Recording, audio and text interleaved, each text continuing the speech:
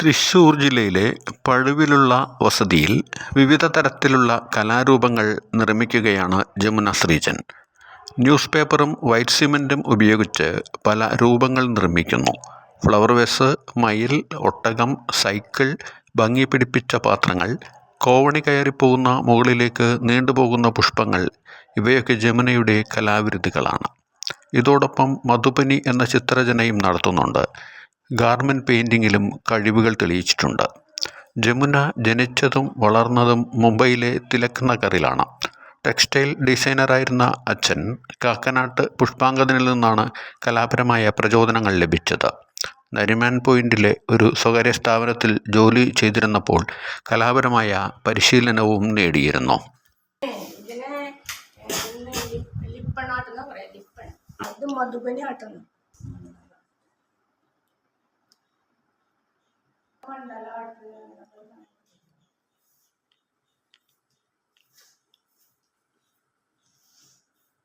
മണ്ഡലാട്ടാണ് ഇത്. വിളക്ക് വെക്കാം.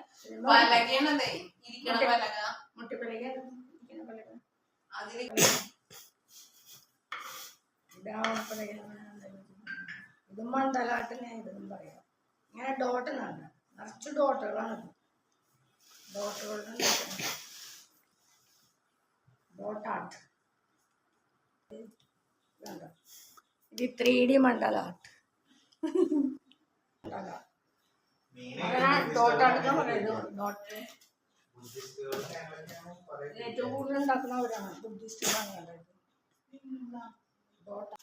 ഇത് മധുബനി ആർട്ടിന്റെ ഒരു വേറൊരു വേർഷൻ ആയി വരുന്നു. മയിലൊരു പീലിയാണ്.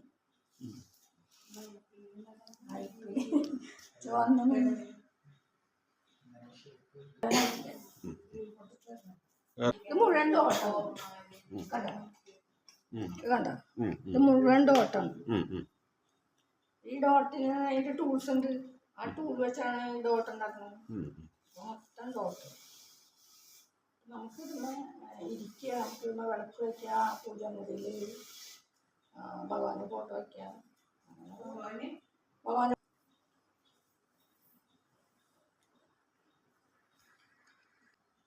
വൈറ്റ് സിമെന്റും പേപ്പർ പടുക്കും.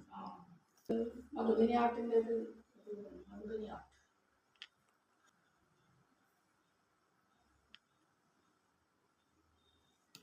അങ്ങനെ കോർത്തിട്ട് 2 സൈഡ് ഡബിൾ സൈഡ് മധുബനി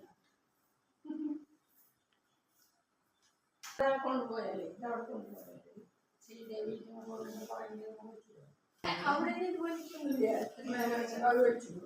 പരിസരം പോലെയാണ്.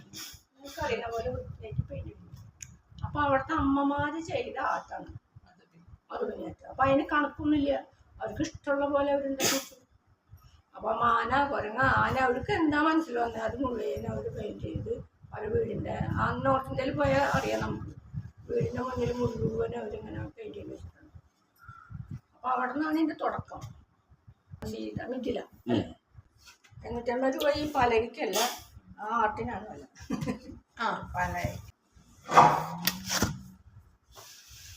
പൂജാമുറിയിലുണ്ടല്ലോ. അപ്പൊ എല്ലാരും കൂടി